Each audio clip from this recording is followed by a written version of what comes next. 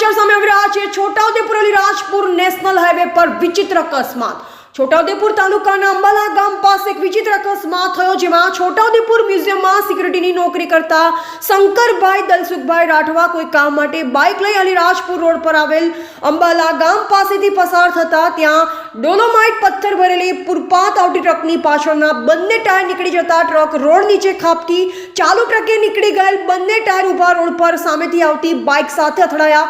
ટાયરોની અડફેટે આવેલ બાઇક સવાર ગંભીર રીતે ઇજાગ્રસ્ત થતા તાત્કાલિક ખાનગી હોસ્પિટલમાં 108 મારફતે લઈ જવામાં આવ્યા હતા, જ્યાં સારવાર દરમિયાન તેમનું મોત થયું હતું। અંબાલા ગામ વચ્ચે આજે બપોરે 12:30 વાગ્યે ટ્રકનો ટાયર ખુલી જતા છોટાઉદેપુર તરફથી અલીરાજપુર રોડ સાઈડમાં જતા રિટાયર BSF જવાન શંકરભાઈ તેમનું દવાખાનામાં છોટાઉદેપુર રિવર્સી હોસ્પિટલમાં ઇલાજ ચાલતો હતો અને એમનું હમણાં અવસાન થયું છે। કેટલા વાગ્યા? લગભગ 3:30 થી 4 વાગે અવસાન પામ્યા છે।